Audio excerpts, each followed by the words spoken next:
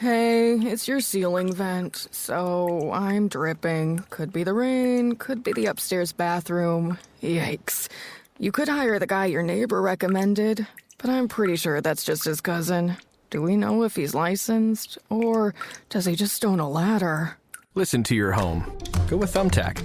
Upload a photo or voice note and we'll diagnose your project and match you with the right pro for the job. Thumbtack. We know homes. Hire the right pro today. Make game day yours. Tickets, food and drinks, stats, and streaming. Everything you need is in the Utah Mammoth app. Download today and make game night easy. Download on both Android and iPhone. Just top. Welcome into the Saturday Show 97.5, the KSL Sports Zone. Christian Esparza, Alex Napoles, thank you for making us a part of your Saturday morning. Alex, it's a big show today.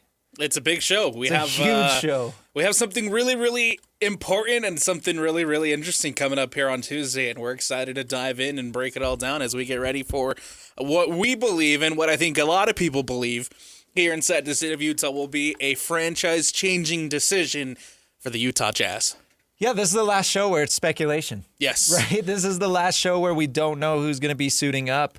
And then come Tuesday night, it's going to be such a big night. They're having a draft party, obviously, and then we're going to have the roundtable show on the station as we always do. It's going to be great. We're sending Ben Anderson over to New York right now. He's flying out there as we speak. So we're blowing it out, man, because the Jazz have the number 2 pick. They're going to add a phenomenal talent. And I think that's the biggest thing is finally knowing who it's going to be after months of speculation after so and much guessing. discourse, yeah. That's what we're going to talk about today because there's new stuff coming out, right? Absolutely. Every day. And, of course, take it with a grain of salt because it is lying season, and this is the time of year where everybody wants to have some type of advantage, so and some type of, smoke screens out there and wanting to misdirect people, essentially, as you get ready for Tuesday night, because ultimately I think if you're the Washington Wizards, if you're the Utah Jazz, you don't want what your plan is out there. And Austin A just come on the station and has said, yes. and has talked about not even telling his wife. And I believe the hope is to get Austin on again Monday, yes. the day before the draft. So that would be great, Absolutely. to hear his thoughts one final time. But Alex, we'll start there because, as you mentioned, it's lying season, and if you're the Wizards, right, you want to try and, there's an infamous story of when the Celtics were the number 1 pick and they traded down with Philly, and Philly drafted Markelle Fultz and he was a bust, and the Celtics ended up getting their guy Jason Tatum, which is who they wanted all along, but they were able to essentially fleece Philly for that pick, right? That's what the Wizards want to do to the Jazz. Ironically enough, Danny Ainge is in the front office for the Jazz, and his son Austin runs it. He's the president. So good luck Ainging the Jazz when they've got Ainge squared in the front office, right? But the Wizards are trying to dangle A.J. Dybantsa over the Jazz's heads and say, okay, well, if you want him, maybe we'll take him. So if you want him so bad, you'll have to trade up. We don't even know if A.J. Dybantsa is who the Jazz want, right? Because, again, 3 prospects between Dybantsa, Cam Boozer, and Darryn Peterson. I think they'd be happy with any one of the 3. I think at this point, the Jazz do have their guy nailed down. As you mentioned, they're not telling anybody, so we don't know who it's going to be. But I guess we'll see come draft night if they do trade up to 1. I personally don't think they will. Sounds like most people don't think the Jazz are going to trade up because why would you, right? Yeah. And I've seen a lot of trade down discourse online as well. For Utah. Whether or not they try to entice Memphis to make a decision similar to the one that happened, that Celtics draft you were just talking about, where the Jazz can dangle some opportunities in front of the Memphis Grizzlies or somebody below them and say, hey, look, if they believe that the guy that they want will still be available if they trade down, then that's something that's still on the table. I don't expect, nor do I think, nor do I feel that's going to happen. Trading down. But I did see a lot of discourse online of people talking about, well, what if the Jazz do this? I think at that point it's just people bored. Yeah. I think it's just people. It's just people bored. It's just people, wanting to throw their theories out there and wanting to have the conversations, because it is a conversation that I'm sure even the Jazz front office had. But again, I don't feel like that will be the case. I think ultimately, whatever happens with Washington, whether they take AJ Dybantsa, whether they take Darryn Peterson, whether they take Cam Boozer, whether they completely come out of left field and take someone unexpected. I think that the Jazz will make their selection at number 2 rather than trading it down. Or up. I agree. But the latest discourse, so I think it was yesterday morning / Thursday, middle of the night-ish, all of a sudden there's this momentum for Darryn Peterson to be the number 1 pick. Yes. And it's kind of come out of nowhere. But you had Jonathan Givony saying that he's had Darryn Peterson as his number 1 player in the draft, the entire time, and he's been pounding the table for that. Draft quote-unquote expert, I guess. And then Jeremy Woo, ESPN's draft analyst, in his final draft rankings, moved Darryn Peterson into the number 1 spot over AJ Dybantsa for whatever that means. Now, that doesn't mean anything, but it's funny now that 3-4 days before the draft, you're getting all of this discourse where the lottery night happens and it's, the Wizards have the number 1 pick. They're taking AJ Dybantsa. And are we tired of talking about that same storyline and we decide to change our minds now? Or is this a smokescreen?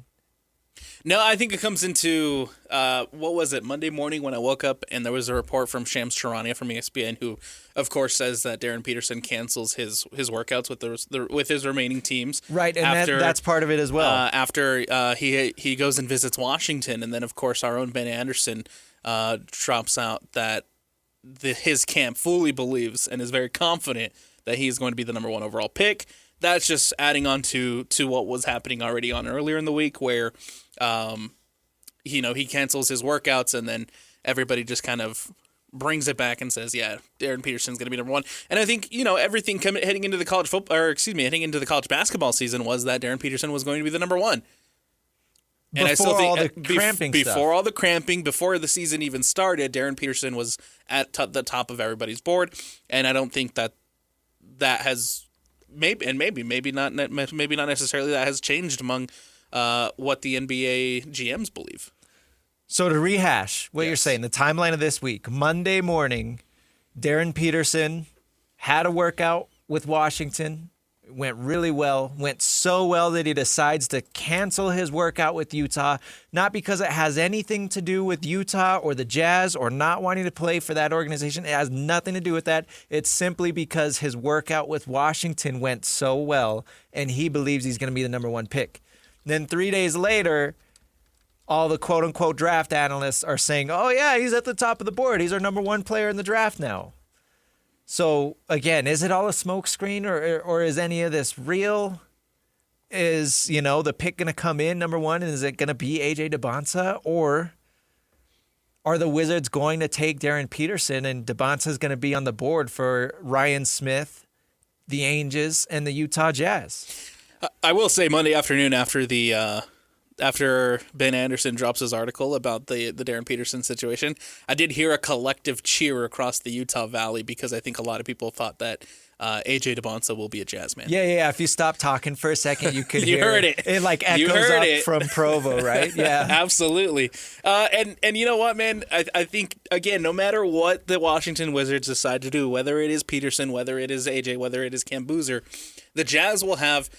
I think that's part of the shine, I guess, of having the number 2 overall pick. That's part of the opportunity that you get at the number 2 overall pick is that you still have, especially in this draft. Yeah. I don't know if I can say this about last year's draft. I don't know if I can say this about the some other drafts, but in this draft particularly, I think you have 4 guys at the top who can really be franchise-changing players, and the Jazz are essentially going to have 3 guys to pick from that can be that player that the Angels and that the front office and that the Utah Jazz believe that it's someone that can be your best player for, in the next 5-6 years plus. Well, you know what this all reminds me of? It's funny because this happens all the time, right? You're locked into AJ Dybantsa being the number 1 pick, and it's a storyline for months, and then all of a sudden, days before the draft, there's rumors trying to change the boards, trying to change the betting odds and the prediction markets. And I tweeted this out yesterday. This is so reminiscent of the 2023 draft when Brandon Miller was the number 2 pick to Charlotte Everybody knew that was the pick, and Scoot Henderson was going to go number 3. But for some reason, hours before the draft, Shams Charania, ESPN's insider, and I believe that was his first year as the insider for ESPN. I think you're right. Or maybe it was his last year for The Athletic. I can't remember. But either way, hours before the draft, out of nowhere, Shams tweets that Scoot Henderson is gaining serious momentum to be the number 2 pick to Charlotte. Mm-hmm. Everybody bets on that to happen, and what happens during the draft? Charlotte takes Brandon Miller, and Scoot goes number 3 to Portland. And so Shams got in all this trouble because he works for ESPN, and they, of course, at the time had their ESPN bet, and they're funded by, all these betting companies and stuff. And it's like, you can't do that. That's not okay, right? Yeah. That to me just sounds like agent talk. Right. Agents trying to drum up. In this case, right? The trying to drum up Scoot Henderson, right? They want the number 2 pick. They want to have that attached to his name essentially, and so the agents drive it up, and then of course it gets to Shams, and Shams being a media person reports it. Right. So is all this media talk from Darryn Peterson's camp? That's where I'm kind of going with it, man. Is the competition has always been there between AJ and Darryn. It goes back to the AAU days. It goes back to the high school days of jockeying for who's the number 1 player. Right. Yeah. It happened when AJ Dybantsa signs with BYU. He is the number 1 prospect, and then all of a sudden Darryn Peterson overtakes him as the number 1 prospect, and so Darryn Peterson heads into the college basketball season as the number 1 recruit. Right? It's jockeying for position. It's jockeying for who's the number 1. Right? I am better than you, and that's kind of what this feels like. It's maybe there was someone within Darryn Peterson's camp who seriously felt like AJ Dybantsa was going to be the number 1 overall pick. They go out and they say, hey, we're going to cancel all of our workouts and all of the rest of our things because our guy's going to be the number 1 overall pick. We want his name to be attached with the number 1 overall pick, not AJ Dybantsa's.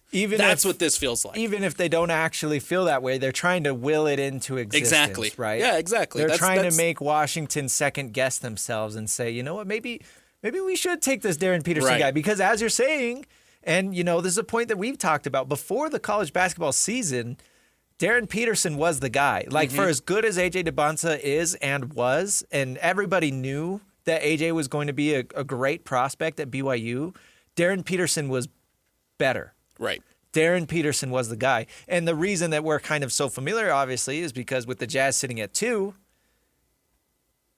we've been doing a lot of homework on Darryn Peterson, because a lot of people think he could be coming here. So now you're to this point where you've been talking yourself basically into Darryn Peterson, and it's like, okay, is that even going to happen? Or are we just going to have AJ come here finally? Or is it going to be Cam and none of this matters? And that would be the funniest outcome, I think. But it absolutely would be, right? Washington holds all the cards. They hold all the power. They can throw a wrinkle in everybody's draft board by going out of left field. Everybody's talking about Darryn Peterson and AJ Dybantsa. No one's talking about Cam Boozer as the number 1 overall pick.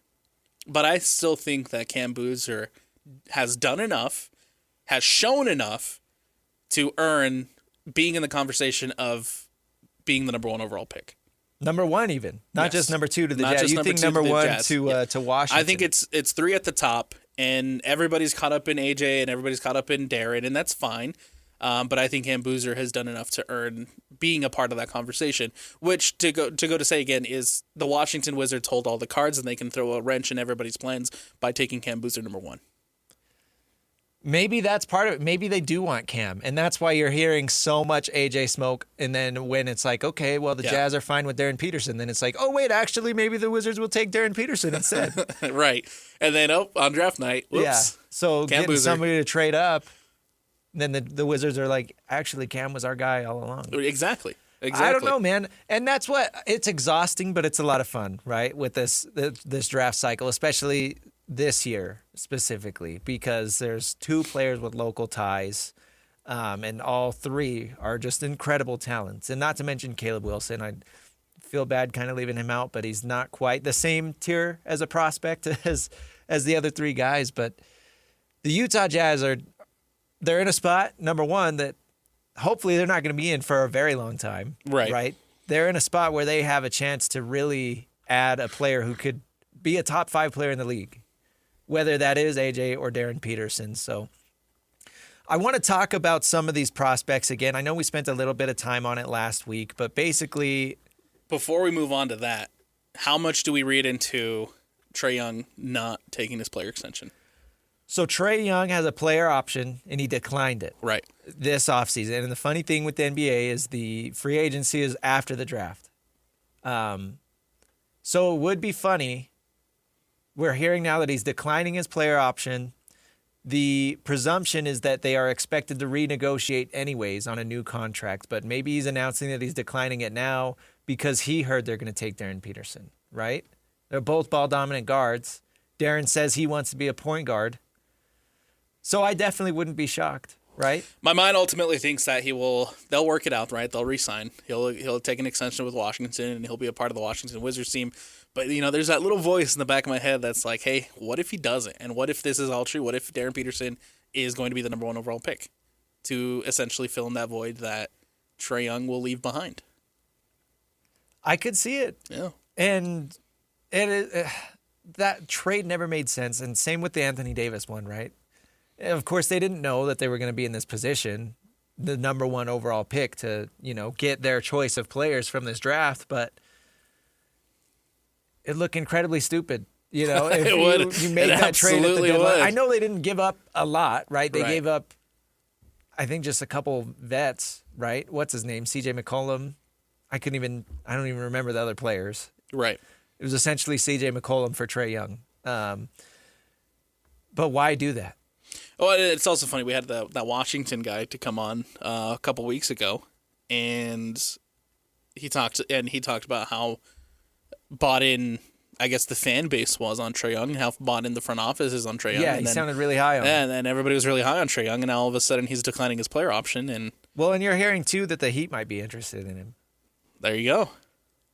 I still think ultimately they renegotiate. He ends up signing a deal with Washington, and it works out. But again, that just seeing that breaking news notification of, hey, Trae Young is opting out of his player extension, his player option.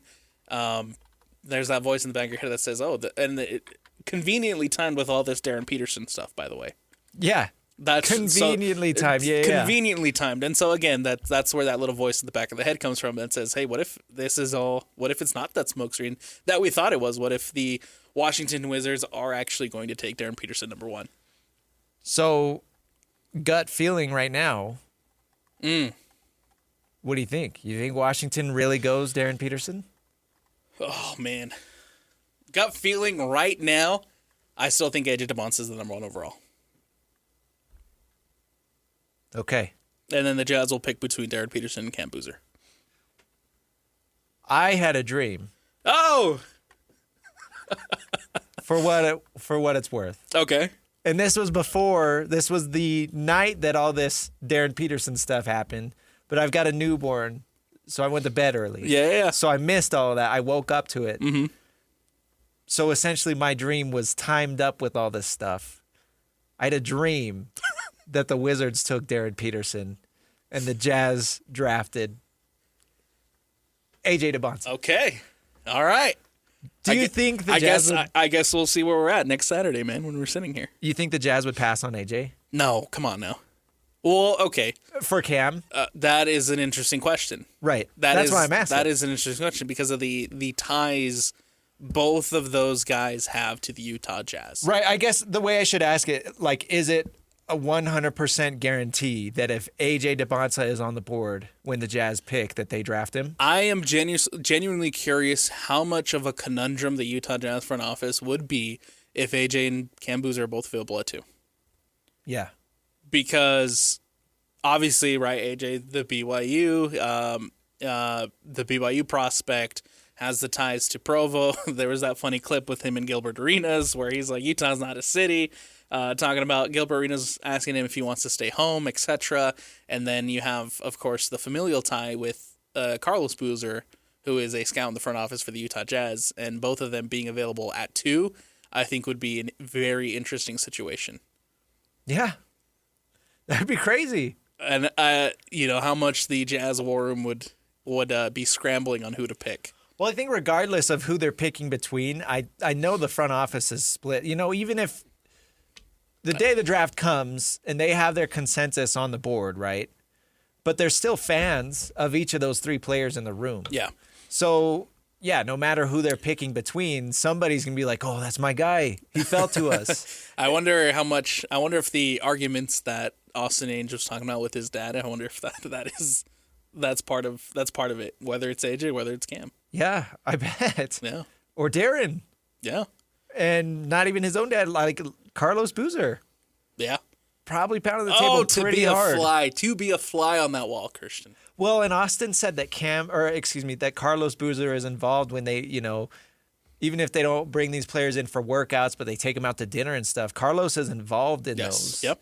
And it's a very select group of people. Like, it's not the entire front office. I mean, I don't want to leave anybody out, but Austin basically mentioned it was, I know he said Danny, Will Hardy, Carlos, maybe Justin Zanuck. I can't remember. But they bring Carlos, right? And it's like one of the prospects' dads. Yes. So I think that's super interesting, obviously, but it is. We knew it was going to be interesting when we knew that Cam was coming down the pipeline, and then Caden next year. So, I mean, must be a proud dad, obviously. Oh, absolutely, absolutely. Again, just being involved in the conversation of these guys can go number one overall, and. He had a tremendous season this year. I know Duke didn't necessarily reach the levels that they wanted to, but there was a lot shown from Cam Boozer to prove and to show that he was and earned that National Player of the Year award. But he's third, behind AJ and Darryn. Yep. At least that's what they're telling me. At least that's what we're seeing. I know. Okay, let's take a break. Coming up next, I know we're draft heavy. It's a big show today. So we're going to stick with the draft. We're going to talk about some of the pros and cons with some of these prospects as far as AJ and Cam and Darryn Peterson. We're going to talk about what the Jazz potentially might be getting with who they draft. So we'll do that next. Stick with us. And Chandler Holt, Jazz Insider, is going to join us at 11. Stick with it as well. So stay tuned. It's the Saturday Show, 97.5, the KSL Sports Zone. Thumbtack presents Uncertainty Strikes. I was surrounded. The aisle and the options were closing in. There were paint rollers, satin and matte finish, angle brushes, and natural bristles. There were too many choices. What if I never got my living room painted? What if I couldn't figure out what type of paint to use? What if I just used Thumbtack? I can hire a top-rated pro that knows everything about interior paint, easily compare prices, and read reviews. Thumbtack knows homes. Download the app today. We all have routines. I'm Jabron, and with diabetes, mine was finger sticks. Sometimes I skip them because they hurt. The Freestyle Libre 3CGM changed that. It gives me glucose insights without finger sticks. Learn more at freestylelibre.us. Finger sticks are required if your glucose alarms and readings do not match symptoms, or when you see check blood glucose symbol for the first 12 hours. The views expressed should not be used for medical diagnosis or treatment as a substitute for professional medical advice. Individual circumstances may vary. For prescription only. Safety info found at freestylelibre.us. Make game day yours. Tickets, food and drinks, stats, and streaming. Everything you need is in the Utah Mammoth app. Download today and make game night easy. Download on both Android and iPhone. Just top. Welcome back to the Saturday Show, 97.5, the KSL Sports Zone. Christian Esparza, Alex Napoles. Thank you for making us a part of your weekend. Tuning in. Alex, before we dip back into the draft, it's going to be very draft heavy today, obviously, with the NBA draft coming up quick on Tuesday. We've got some other Jazz news that we've got to hit real fast. Walker Kessler, the Utah Jazz, still not quite on the same page. Walker Kessler going to be a restricted free agent once free agency begins. Sounds like there's an offer on the table. There was a bit of drama this week, and Walker kind of had to come out and clear the air. Yes. Walker Kessler, essentially, what was the number being thrown out there? 5 years. It's about $140 million. Yeah, which would equate to $28 million per year. That was the number thrown out there this week for Walker Kessler. Essentially, it sounds like they're at an impasse right now because of Walker's camp wants a little bit more. Everybody from national media picks up the story. Sam Amick, Brian Windhorst, and his podcast, and they were talking about Walker Kessler being unhappy. That in turn leads to a lot of discourse online from Utah Jazz fans being upset that Walker Kessler is unhappy. And then, of course, Walker Kessler jumps on Instagram and says, hey, you don't plant roots where you don't want to be, essentially. And he comes out and says he wants to be in Utah. Comes out, says he wants to be in Utah, and we'll see where that then leaves negotiations. I do believe that Walker Kessler wants to be a Utah Jazz man. Yeah. They don't need to sign him yesterday or the day before or today or tomorrow. I mean, Right. we can maybe, I know they're focused on the draft, right? But there's still a chance that he gets locked up before free agency begins, and it doesn't matter. Or maybe they let him test the market. If his team really thinks that he could get more money because the Jazz are going to get the opportunity to match, I would be shocked if somebody makes an offer that the Jazz wouldn't be willing to match. Just because Walker Kessler's not that type of player. If you look at that $28 million per year number, that's right around Isaiah Hartenstein and guys that are very similar to Miles Walker Turner. Kessler's play style and career accomplishments, right? Right. You're talking about a non-all-star center. So I think it's very fair, and a lot of teams are worried. A lot of people are worried about someone like the Lakers or some of these teams that are going to have money in free agency. You know, offering a huge contract that the Jazz wouldn't be able to match. But if you're paying a non-shooting center $35 million a year, and I'm throwing out 35 because I'm assuming that's where the number gets too high for the Jazz, then you're tanking your roster. You know, you're not going to win basketball games. And I think a lot of NBA teams realize that. So I'm not necessarily worried about Walker leaving in restricted free agency. I do think it's interesting that literally every single year, and every year for the past couple of years, Walker Kessler's name is always being floated around with a trade to the Lakers. Lakers specifically, and Lakers fans really, really want Walker Kessler, and and national writers with all these mock trades always want Walker Kessler to end up with the LA Lakers, and now all of a sudden, the Lakers have a possibility to try to steal him away in free agency. They are one of the teams with money right now. They are one of the teams with money, and I do think that if the offer comes in at, let's say, 30-32, I do think the Jazz match it to try to keep Walker Kessler here. I am curious to see what the actual number is for, hey, this is a little too rich for us, and decide to move on. You know, it's not like the 5 years 140 is the Jazz's final offer. I'm sure that's, that's not how you can negotiate. You don't throw out your highest offer initially. That's not your first offer. Right, so the 5 years, 140, obviously neither of those numbers work in Walker Kessler's favor. 5 years is a long time to be tied up. I'm sure that he would want a shorter contract, probably 3. And the 140, the $28 million per year, yeah, he probably wants a little more. So I'm sure the final number is going to be a little closer to 3 years, $90 million, so 30 per year. I'm sure that's where it's going to be around. That's one of the things that your guy Ben and Tim brought up this week is sign up for a shorter deal. You get a little bit more extra upfront, right, or the per year, and then in 3 years' time you can head to the renegotiation table and figure it out. But I do think that's I think with the way that the Jazz are heading, that might not be the worst move. That might not be the best. That might not be the worst idea to try to keep him here on a shorter deal. And then down the line, figure it out for Walker. Well, and not just Walker, but they're going to have to make a decision on somebody, whether it's Walker or Keontae or Jaren Jackson Jr. or Larry Markkinen. At least one of those guys is not going to be a Jazz man 3 to 4 years from now, because you simply don't have the money to pay all of them. And I think right now, because of the injury history and because of essentially being a non-all-star player at this point in your career, the sample size isn't there to justify a long-term deal, if that makes sense. He's had, his rookie year was really good. Right. Second year was terrible. The slump, yeah. Third year was awesome, and then he is out his fourth year. So we'll see. And, I think that's a good point, too. Like, prove it. Prove it to us. You have 3 years to prove it, man. If that's the case, right? If that's the case, you'll have 3 years to go out and prove it.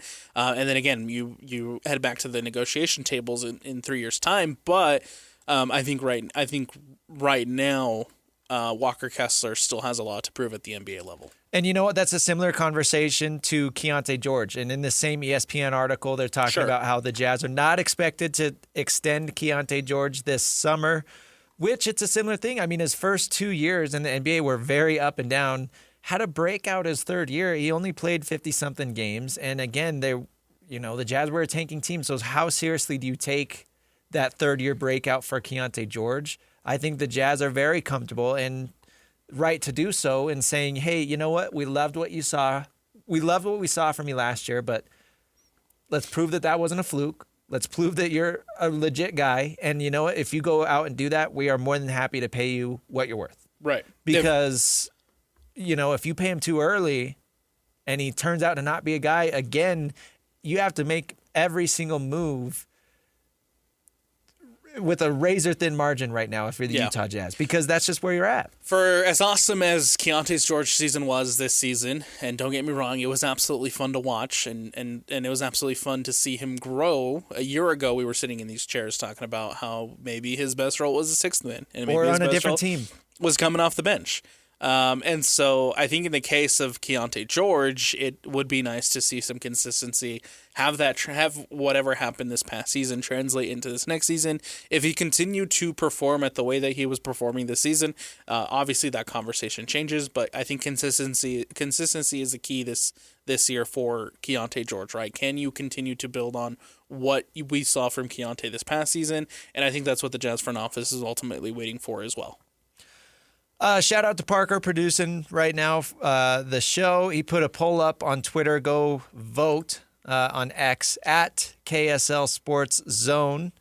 Or you can use the voicemail feature on the KSL Sports app. On the lower left corner, there's a little button that says voicemail. You can send in a little audio clip, and we'd love to play it on the show. But got this poll up on social media. The big day is right around the corner. This Tuesday, the Utah Jazz will be drafting number 2 overall. Who should they take? Let us know.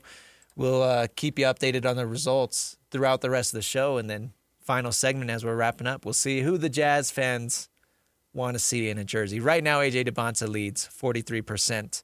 Darryn Peterson and Cam Boozer are tied at 28% each. Yeah. Nobody's voted for other. No Darius Acuff fans out there. No Caleb Wilson. No Caleb Wilson fans out there. Which, funny enough, you mentioned Darius Acuff, and I thought the reports Perk? of the Jazz. Was it Perk? It was Perk. Was it Perk who did it? Perk, what are you doing, man? I thought it was funny that the other reports that they're coming out this week of the Jazz trading down for Darius Acuff and essentially going out of the what I think would be top 5 to try to get Darius Acuff. Yeah. Well, anything Perk says is ridiculous, so that fit right in. Yeah, that's right about the Avenue. Well, I initially didn't know it was put out by Perk, but now that you mentioned Perk, I'm like, okay, that makes sense, right? That makes more sense. Well, because he did work out with the Jazz, but the Jazz worked out a lot of players that are not in that we wouldn't think are in conversation for this pick at number 2. The Jazz worked out a lot of these guards, right? Darius Acuff, Mikael Brown, as you should, though, right? Right. It's not.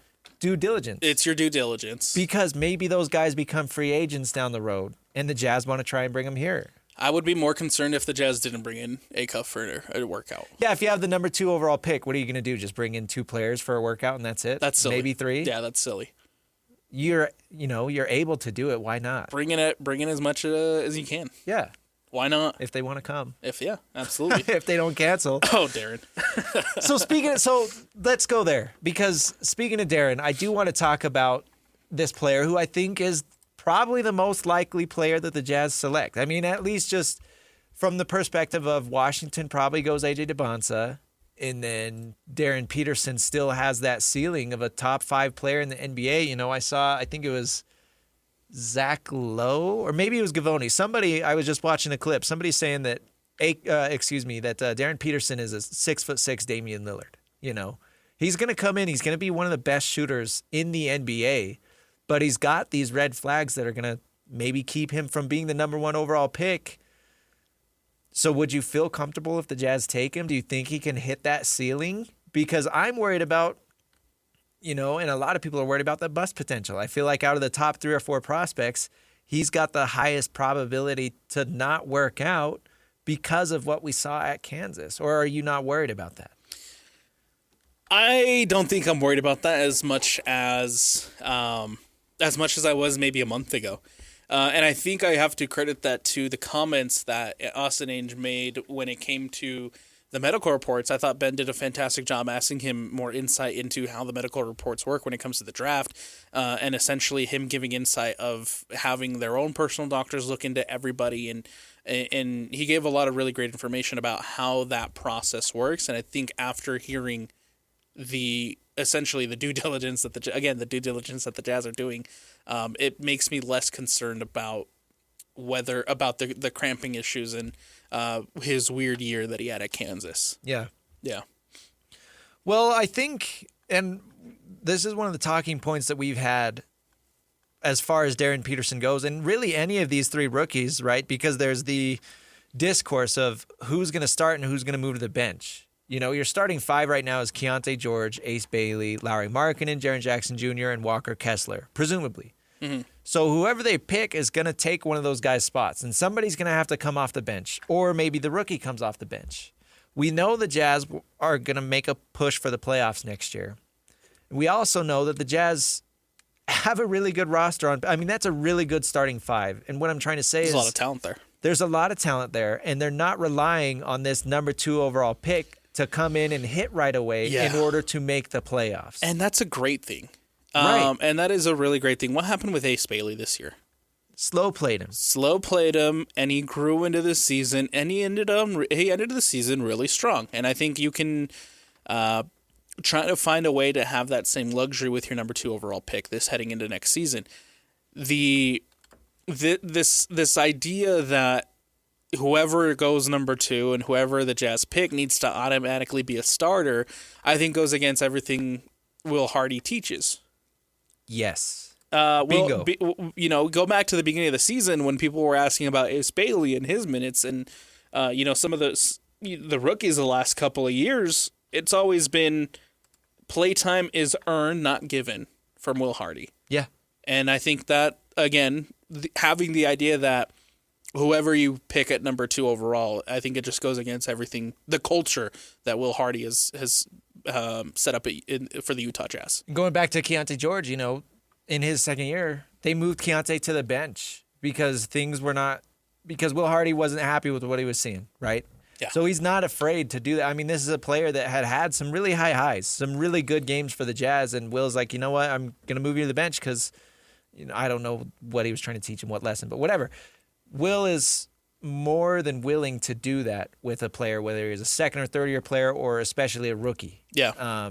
You're not given anything on day one, especially with this Jazz team coming up. So when you talk fit, I think Darren's a great fit with the Jazz. I think as far as the top 3 prospects and the top 3 teams, I think Darren's fit with the Jazz is the best fit among those players with the teams. I think he comes in and fills a role that the Jazz need, which is another ball handler and shooter, or another ball handler that can shoot, I guess. And you talk about the ceiling, you talk about the potential, right? I think Darryn Peterson would be a great fit. And then, going into this other stuff of not needing him to contribute right away and how serious is the cramping issue and things like that. I honestly think the Jazz would have the luxury of basically being able to redshirt Darryn Peterson his rookie season as a Jazz man. Right. And I'm not talking, you don't play him at all. I'm just saying, start him out slow. Start him out 15, 20 minutes a game, if that. Slowly ramp him up, because if he can't play a 30-game college season, he's not going to be able to play an 82-game NBA season. Right. And take that first year to really get him up to NBA-level conditioning. That would be one of the luxuries you can have with drafting Darryn Peterson. The Wizards can't do that. Right. If you draft Darryn Peterson, the concern is the cramping. The concern is the injuries. The concern is the longevity, right? And if you are able to draft Darryn Peterson and bring him onto this Utah Jazz team, there's no doubt in my mind that Will Hardy will allow him to grow into the NBA. And I think you can answer a lot of questions about longevity, at least in the first year, where he's not expected to be the guy, where he's not expected to be your starter right off the bat, where he's not expected to come in and be the best player on this roster from day one. Right. Whereas I think in other situations, maybe in other situations he would be expected to be that right off the get-go. We had a Washington guy the other day on with Jake and Ben, Washington radio host, and he was talking about how, if the Wizards take Darryn Peterson, they're basically banking on him scoring 20 to 25 points a game as a rookie, which it's he has the ability to do that, but for what, 15 games, 20 games, or maybe 82? I don't know, but if you can take this rookie year for Darryn Peterson and really do it right and build his strength level and his conditioning level and make sure all those soft tissue injuries are taken care of and not a concern for the rest of his NBA career, you're going to be way better off than just throwing him into the deep end and saying, hey, figure it out. We need you to be an all-star right now. And maybe he is, but you run that risk of having him be a bust. Yeah. Because of the injuries and being held back his entire career. So it's a big decision that, the Wizards are going to be the first team making that decision. And then depending on where they go, the Jazz might be having to make that same decision of, is he worth it? And if he is worth it, how do we play it out?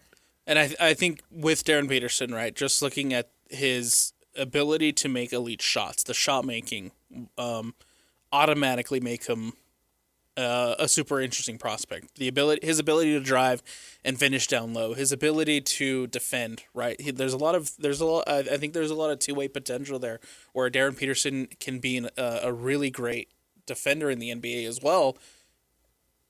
For me, I think with the way the roster is now, right, where you want to keep Walker Kessler, where you want to keep Jaren Jackson Jr., where you want to keep Lowry and have the big three essentially, in the front court, then I think Darryn Peterson slots into a hole next to Keontae George. Right. And that would be amazing for the Jazz heading into the next season and down the line, where they want to have a championship window.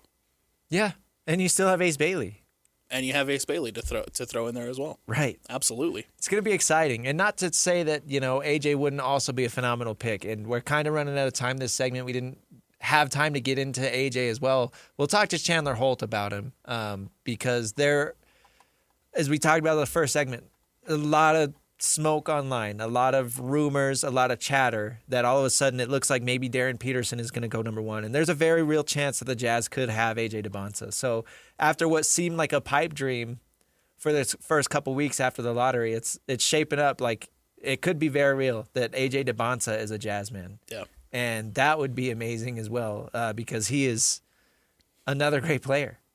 I think for AJ, he's got some really great tools to be a fantastic wing. And I think that there is potential there for AJ to be a top 15 NBA player down the line. But we'll see if he's available. I think if Darryn Peterson goes 1 overall for the Washington Wizards, I think the Jazz have a really interesting pick at number 2 with AJ versus Cam. You think they'd lean Cam? I think they'd lean AJ. You think I they'd would lean lean AJ? I would lean AJ. I should say that. Uh-huh. I would lean AJ. I mean, he's everything you want as far as length and athleticism. And there are many NBA front offices that prioritize that when it comes to the players and archetypes that they draft, length and athleticism. And not to mention, why did they trade for Jaren Jackson Jr.? Because that puts Lowry at the 3, Tripp at the 4, Walker Kessler at the 5. Length and athleticism. You add AJ Dybantsa at the 2. Oof. My goodness. Oof. Imagine, if they all stood side by side and stretched their arms out, they could probably go the entire length of the court, just the starting 5. Yeah. It would be this is some homework I might need to do. It would be the longest starting 5 in the NBA. I know that. Like, as far as wingspans go, if you added up all the wingspans, there's no way there's another starting 5 in the NBA that would have longer wingspans. I think I would have to agree. I hope we got to do that. We got to go through and we got to add it up because I am actually now curious to see if that were to be true.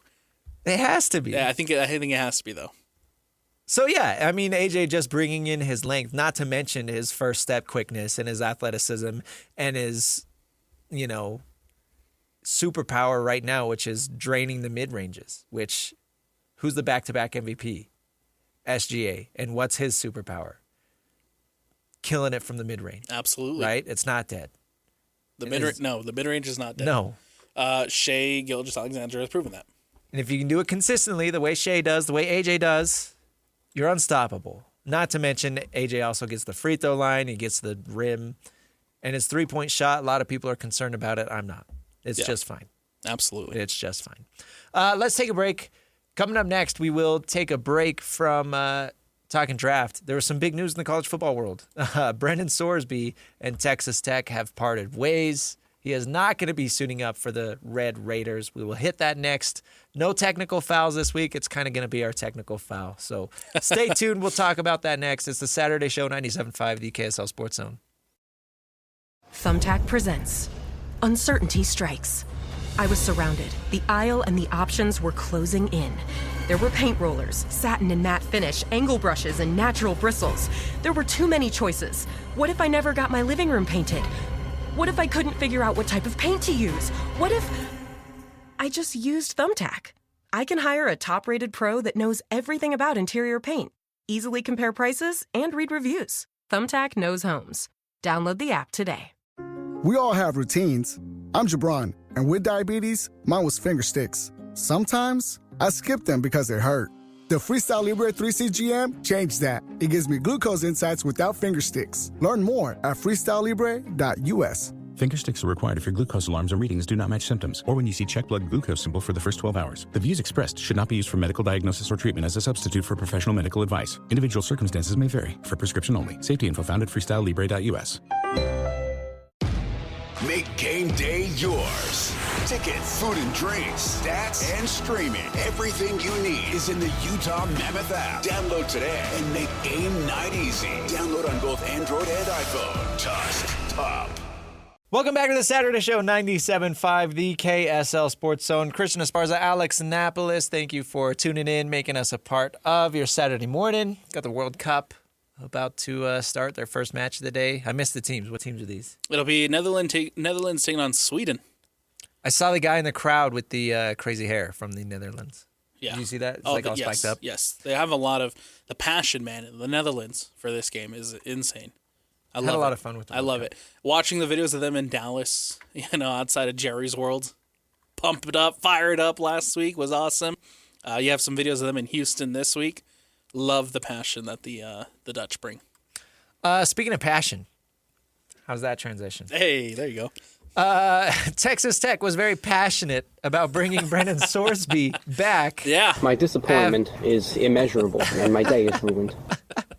Was it that bad? It was good. Don't listen to Parker. I'm sorry. Don't listen to Parker. Looked like Brendan Sorsby was actually going to suit up for Texas Tech, right? He had the injunction granted to him. Everybody was lawyering up.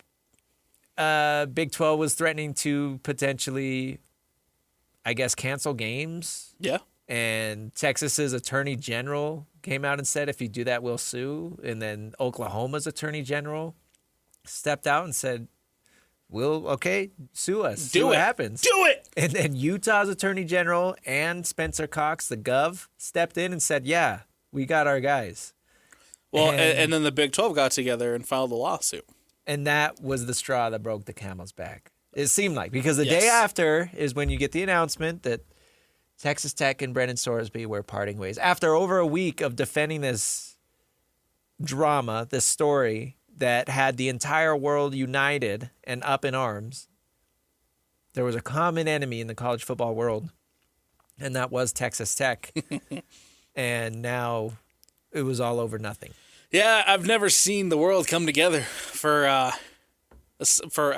cause. Not like that. The way that they did for Texas Tech. And, I mean, rightfully so. We talked about it last week. There's a line you don't cross when it comes to gambling inside your sport, gambling on games that you were a part of, games that you essentially have inside information to. And of course, the other legal ramifications of this, right, where they were talking about him betting while he wasn't of the age to bet and all the other stuff that went along with it. And so I'm glad ultimately, I'm glad that everybody came to the right decision, and that is Brendan Sorsby can't play college football.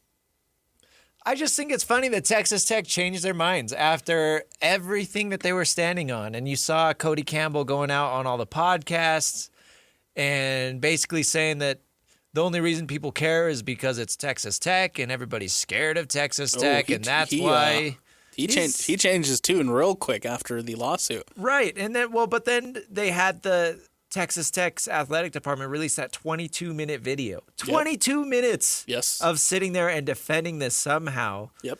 And then they changed their minds. And you mentioned that Cody Campbell had some sound that you wanted to play. Yes. Cody Campbell essentially goes on another podcast after this whole situation goes down, and he talks about why Texas Tech and Brendan Sorsby decided to part ways. Where it ended is basically that we more or less ran out of time. He had to make a choice on whether he was going to stay in college or try to stay in college or go in the NFL supplementary draft, which is a very unusual thing that's done. But the deadline for that is June the 22nd. And with all the different legal challenges that were going on from the Big 12, potentially from other places, there was no way to know with certainty that he was going to be eligible or that there weren't going to be additional sanctions placed on Texas Tech or anything like that. We had to make the decision that went to talk to Brendan and said, look, it's probably not the best thing for you because you'd be taking some risks that you might not end up being able to play. It's not fair to your teammates, because, games that they're playing or their postseason could be threatened if you were to play. It may not be good for the university. And so, that was a tough thing, because he really, truly wanted to play. And like I said, he is a really good kid. He's such a good kid, man. I just feel so bad for him. Such a good kid. We were trying to help him out. That's the only reason we were doing this, man. We were trying to help him out. He's got issues. The best thing for him would have been suiting up on Saturdays, making millions of dollars. Yeah. Poor kid. Millions of dollars that would probably gone right back into the Oh, Alex, that's pretty rough. That's pretty rough. That's pretty rough. He went to treatment. He did go to treatment. He's better now.